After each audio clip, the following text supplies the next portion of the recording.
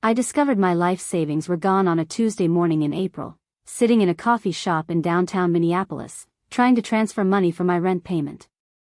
The screen on my banking app showed a number that made my heart stop, $247.83.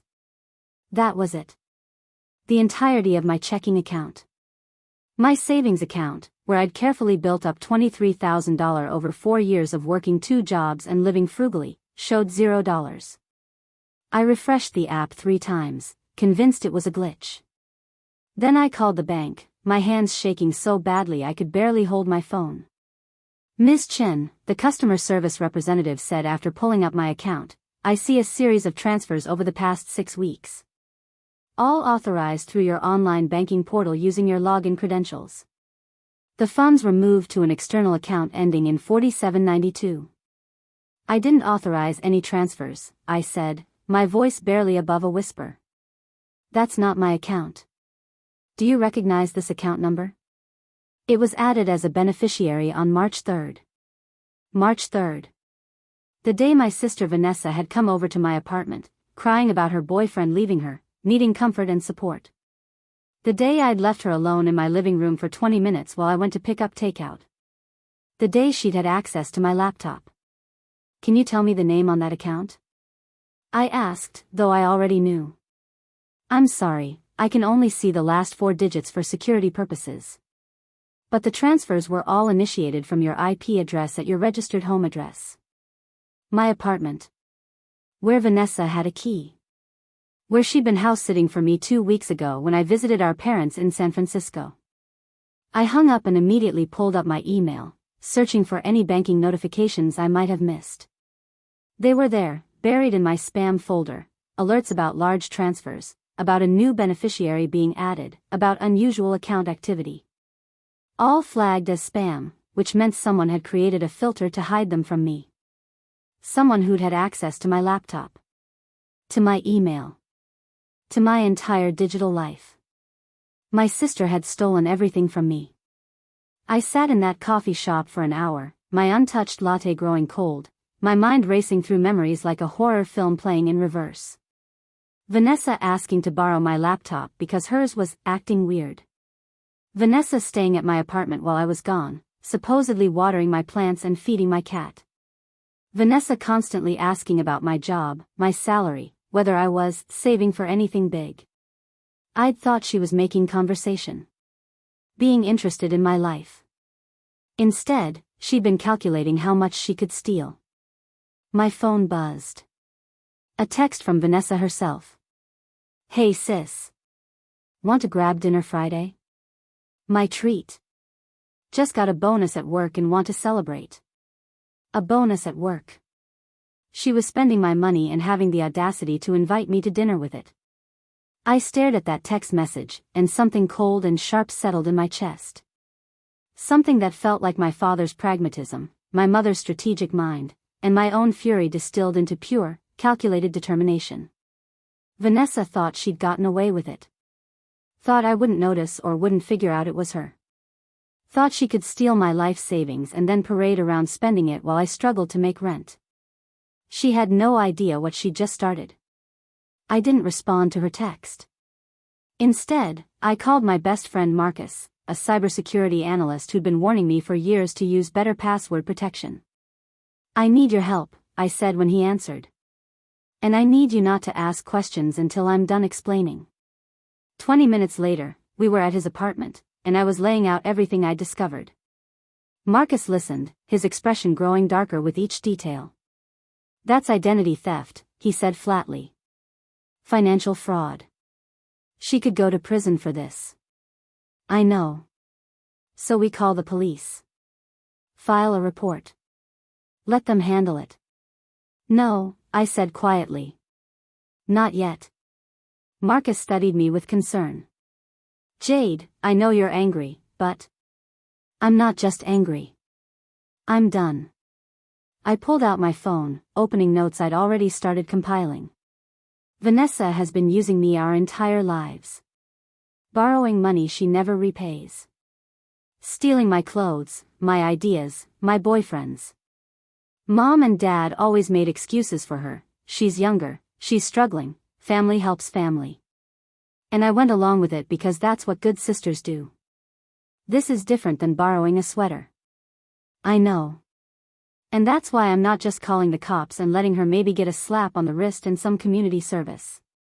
I met his eyes. I'm going to systematically dismantle every lie she's built her life on. And when I'm done, everyone will know exactly what kind of person Vanessa Chin really is. Marcus was quiet for a long moment. You want my help with this?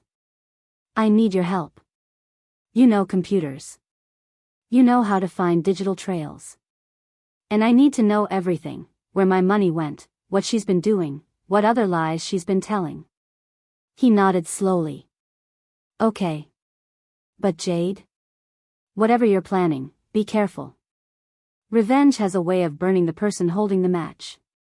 This isn't revenge, I said. It's justice. There's a difference. Over the next 3 days, Marcus and I worked like forensic accountants, tracing the digital footprints Vanessa had left behind. What we found was worse than I'd imagined. The account she'd transferred my money to belonged to her, obviously. But the spending pattern revealed over $15,000 gone in just 6 weeks, designer clothes, expensive dinners, a weekend trip to Vegas, a down payment on a luxury car she absolutely couldn't afford on her retail manager's salary. But it was the other discoveries that made the picture complete. Marcus found emails between Vanessa and her boyfriend, the one she'd claimed had left her, the one she'd been crying over when she came to my apartment in March. Except he hadn't left her. They were still together. The whole thing had been a performance to gain access to my apartment, to my laptop, to my accounts. Look at this, Marcus said, pulling up an email dated March 2nd, one day before Vanessa's tearful visit. She's telling him about her plan to solve their money problems. That her sister won't even notice because she never checks her savings account. I read the email, my blood turning to ice. This hadn't been impulsive. It had been premeditated. Calculated. She'd specifically targeted me because she knew I was careful with money, knew I'd built up savings, knew I trusted her. There's more, Marcus said grimly. He pulled up social media posts, Vanessa's Instagram showing her new designer purses, her fancy dinners, her amazing bonus from work. Posts from 2 weeks ago where she'd thrown a party at an expensive restaurant, claiming it was to celebrate her promotion. There'd been no promotion. No bonus. Just my stolen money funding her fake lifestyle. What do you want to do with all this? Marcus asked. I looked at the evidence spread across his monitors, bank records, emails, social media posts, all painting a picture of systematic theft and pathological lying. I want to destroy her, I said quietly. Methodically. Completely. So that when I'm done, everyone she knows will see exactly who she is. Marcus nodded. Then let's make a plan. We started with the easy targets. Vanessa's social media was a goldmine of lies. She'd posted about her promotion at work, tagged her company. I knew for a fact she hadn't been promoted. I'd run into her coworker at a coffee shop just last week, and they'd mentioned Vanessa was still in the same position she'd held for 2 years. We can report the fraudulent employment claims to her company, Marcus suggested. Most companies have social media policies about misrepresenting your position. Good start, I said. What else? The car. She put down $8,000 on a BMW. But her loan application, he pulled up documents he'd found through various legal database searches, she claimed an annual income of $85,000. Her actual salary is maybe $45,000. That's fraud. Yep. We can report it to the dealership and the loan company. They'll investigate, and when they find out she lied, they'll repossess the car. I made notes, my anger crystallizing into cold strategy. Her boyfriend. What do we know about him? Marcus pulled up more emails. Chad Morrison. Works in finance. Actually makes decent money. But look at this, he pointed to an email chain. Vanessa's been telling him she's been getting regular money from an inheritance. That's how she's been explaining her sudden spending money. He doesn't know she stole it. Doesn't look like it, He thinks she's got family money. An idea formed in my mind. What if he found out the truth? That his girlfriend is a thief who stole from her own sister? Marcus smiled grimly. That would probably end the relationship. And she'd lose her partner in crime. The person she planned this whole thing with. We kept digging. Found more lies. Vanessa had borrowed money from 2 of our cousins, claiming she needed help with medical bills. She'd told our aunt she was saving for a down payment on a house, convincing her to contribute $2,000 to her house fund, which had actually gone toward her Vegas trip. Every stone we turned over revealed more betrayal, more manipulation, more victims of Vanessa's lies. She's not just a thief, Marcus said. She's a con artist. She's been running schemes on your entire family. Then everyone deserves to know, I said. On Friday, Vanessa texted again. Hey. You never responded about dinner. Everything okay? I stared at that text, at the fake concern from someone who'd stolen my life savings and was now trying to take me to dinner with my own money. I typed back, sorry, been busy. Dinner sounds great. Where were you thinking? That new Italian place downtown? Reservations at 7? Perfect. See you then. Marcus looked at me. You're actually going? I am, I said.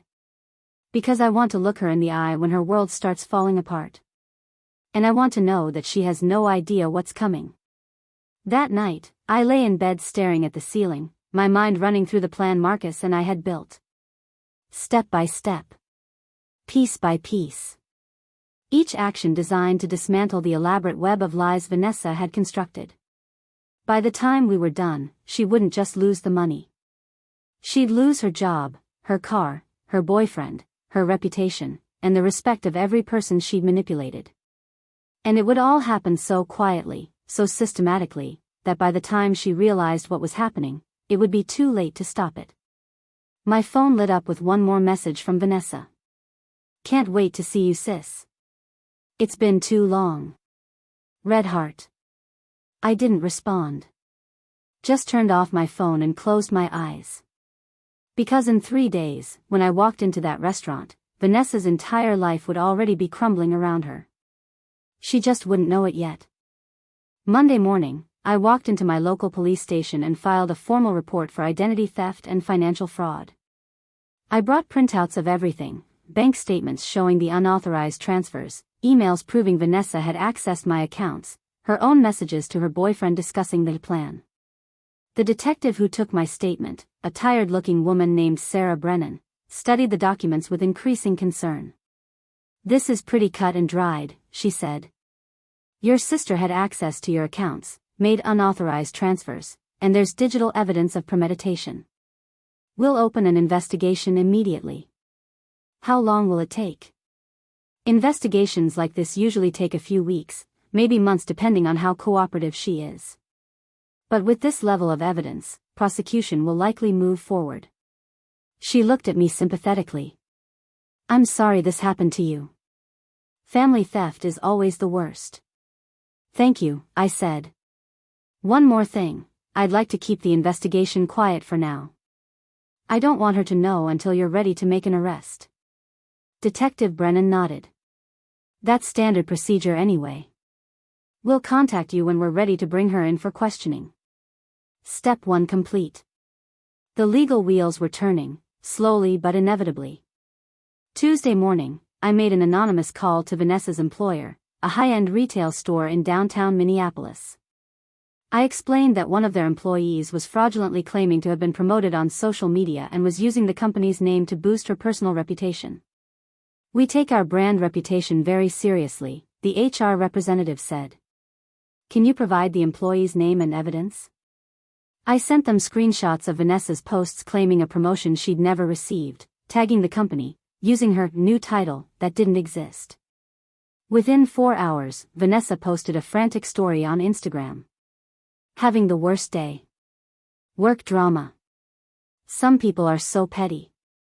By Wednesday, I learned through a mutual friend that Vanessa had been called into HR and given a formal warning about misrepresenting her position. Not fired, not yet, but now under scrutiny. Wednesday afternoon, I contacted the BMW dealership where Vanessa had purchased her car. Using the documentation Marcus had found, I submitted an anonymous fraud report showing that she'd inflated her income on her loan application by nearly $40,000. The response was immediate. The dealership launched an investigation with their finance department. By Thursday, they'd requested updated pay stubs and tax returns from Vanessa. She wouldn't be able to provide documents supporting her claimed income, because those documents didn't exist. Thursday morning, I created a carefully worded email to Chad, Vanessa's boyfriend. I didn't use my real email. Marcus had helped me create an anonymous account. The email was short and factual. Chad, I'm reaching out because I believe you deserve to know the truth about where Vanessa's sudden money has come from. She told you it was an inheritance, but that's a lie. She stole over $23,000 from her sister's bank account by illegally accessing her accounts. I'm attaching evidence including bank records and her own emails discussing the theft. She's currently under police investigation. I thought you should know before you become more entangled with someone facing felony charges. I attached the relevant documents, nothing identifying me personally, just enough to prove the theft and Vanessa's involvement. Then I sent it and waited. By Thursday evening, Vanessa's Instagram story was a mess of cryptic posts. When people believe lies about you without even asking your side. Fake people everywhere. I know who my real friends are. Going through something hard right now. Testing me. She was starting to feel the pressure, but she still had no idea it was all connected. No idea it was me. Friday arrived. Our dinner reservation was at 7 p.m. At 2 p.m., I received a call from Detective Brennan. We're ready to bring your sister in for questioning, she said. We've gathered enough evidence to move forward with charges. We're planning to contact her Monday morning. I wanted to give you advance notice. Thank you, I said. I appreciate it. Ms. Chen, I have to ask, have you had any contact with your sister since filing the report? We have dinner plans tonight, actually. She doesn't know about the investigation. Be careful. Don't do anything that could compromise the case. I won't. I just want to see her one last time before her life falls apart. There was a pause. I understand the sentiment, but please be cautious. At 6:45 p.m., I walked into the upscale Italian restaurant Vanessa had chosen. She was already there, sitting at a corner table, looking at her phone with a frown. When she saw me, her expression shifted to a bright smile, but I could see the strain around her eyes. Jade. She stood up, pulling me into a hug that I barely returned. God, it's so good to see you. I've been having the week from hell. Really? I said, sitting down across from her. What happened? Oh, just drama at work. And my car, the dealership is being ridiculous, asking for all this extra documentation for the loan. And Chad has been acting weird all day, barely responding to my texts. She laughed, but it sounded brittle. But whatever. I'm here with my favorite sister, and I'm ready to just relax and enjoy dinner. I'm your only sister, I thought. And this is the last normal evening you'll ever have. The waiter came and Vanessa ordered an expensive bottle of wine without looking at the price. My wine. My money. She ordered the most expensive entree on the menu and encouraged me to get whatever you want, it's my treat. So that bonus you mentioned, I said casually. That must have been pretty substantial. Oh, yeah. She waved her hand vaguely. They really recognized my hard work, you know? Finally. Lie number 1. There'd been no bonus. And you're doing well? She asked. Work good? Seeing anyone? Works fine. Though actually, I've been dealing with something stressful. I watched her face carefully. Someone hacked into my bank accounts and stole all my savings. Her expression flickered, just for a second, shock and guilt flashed across her face before she composed herself. Oh my God, Jade. That's terrible. Have you reported it to the bank? I have. And to the police. They're investigating. Another flicker. Fear, this time. The police? Do they have any leads? Actually, they do. They traced the transfers. Found out it was someone I know. Someone with access to my apartment and my laptop. Vanessa's hand trembled slightly as she reached for her wine glass. That's crazy. Who would do that? I leaned forward, my voice quiet. Someone who thought they'd get away with it because I trusted them. Someone who planned the whole thing, down to faking an emotional crisis to get into my apartment. The color drained from her face. Jade. Don't. My voice was steel. Don't insult me by pretending you don't know what I'm talking about. She stared at me, her mouth opening and closing, panic crawling across her features. I know everything, Vanessa. The transfers. Your emails with Chad planning it. How you spent my money on clothes and trips and that car you're about to lose. How you've been lying to everyone, our family, your boyfriend, your employer.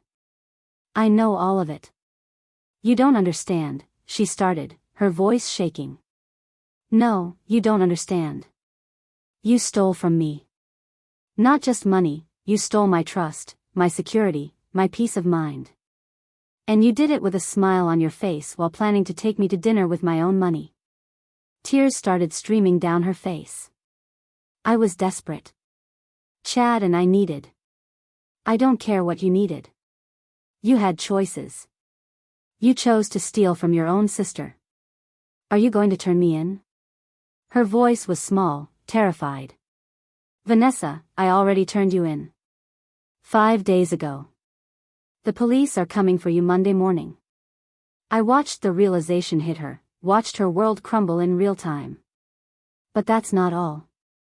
Your employer knows about your fake promotion. The dealership knows about your loan fraud. And Chad? He got an email this morning with all the evidence that your inheritance was actually stolen money.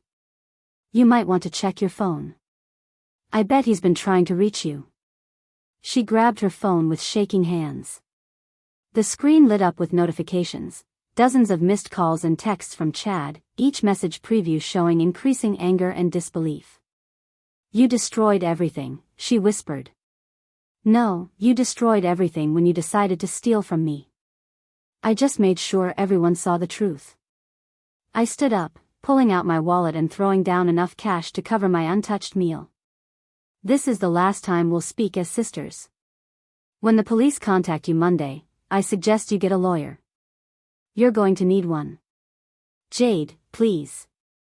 Don't contact me. Don't come to my apartment. Don't try to apologize or explain. We're done. Forever. I walked out of that restaurant and into the cool evening air, leaving Vanessa sobbing at the table. My hands were shaking, but I felt lighter than I had in weeks. Over the next month, I watched from a distance as Vanessa's carefully constructed life fell apart piece by piece. The dealership repossessed her BMW when she couldn't provide documentation for her inflated income claim. Chad broke up with her the day after our dinner, and according to mutual friends, he'd told everyone what she'd done. Her reputation in their social circle was destroyed. Her employer, after discovering she'd been misrepresenting her position, fired her for violating company policy and damaging their brand reputation. She tried to get unemployment benefits, but the termination was classified as misconduct. Our cousins and aunt, when they learned what she'd done, demanded their money back. When she couldn't pay it, relationships that had taken years to build evaporated overnight. And on that Monday, just as Detective Brennan had promised, the police brought Vanessa in for questioning.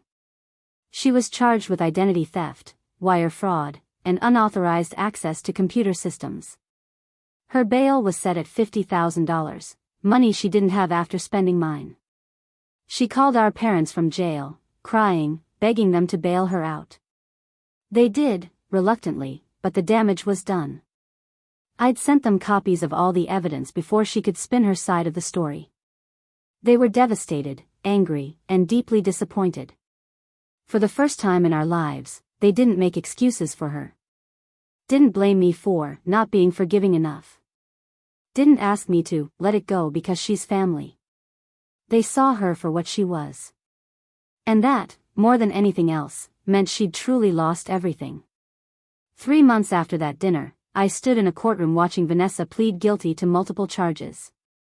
Her lawyer had advised her that with the evidence against her, fighting it would only result in a harsher sentence. She was sentenced to 2 years in prison and ordered to pay full restitution. As they led her away in handcuffs, she looked at me one last time. Not with anger or hatred, but with something like understanding. She'd gambled that I wouldn't fight back, that I'd be the good sister who kept the peace and let things go. She'd been wrong.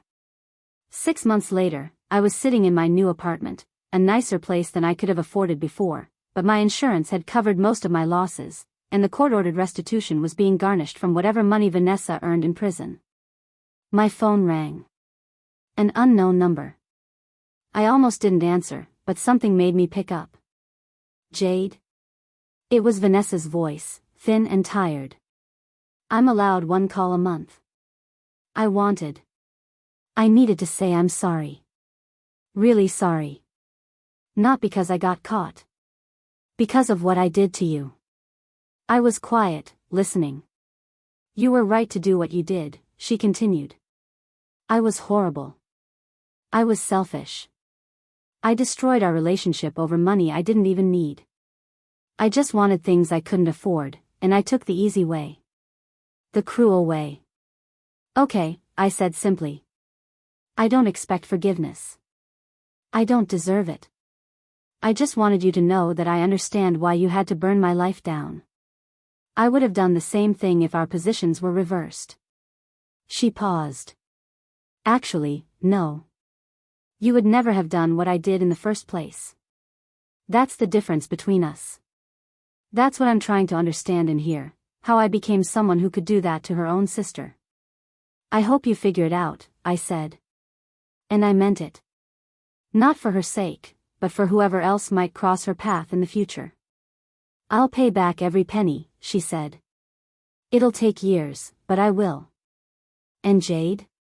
Thank you. For what? For stopping me. I would have kept going.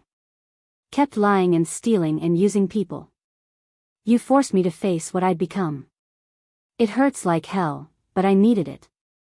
We talked for a few more minutes, careful and formal, like distant acquaintances rather than sisters. When she hung up, I sat there staring at my phone. I didn't feel victorious. I didn't feel happy. But I felt something close to peace. Because Vanessa hadn't just stolen money from me. She'd stolen my trust in family, my sense of security, my belief that the people closest to me would never hurt me. And while the money had been returned, those other things, those took much longer to heal. But I was healing. Slowly. Carefully. Building a life where I didn't second-guess every relationship, where I could trust again without paranoia. Vanessa had tried to destroy me for a temporary gain. Instead, she destroyed herself permanently. And that, in the end, was its own kind of justice. I dismantled her life piece by piece, not out of cruelty, but out of necessity. Because sometimes the only way to stop someone from hurting you, and hurting others, is to make sure the consequences are so severe, so complete, that they have no choice but to change. Would we ever be sisters again? Probably not. The trust was too broken, the betrayal too deep. But I'd survive. I'd thrive. And I'd do it knowing that when someone tried to tear me down, I'd fought back with everything I had. And I'd won.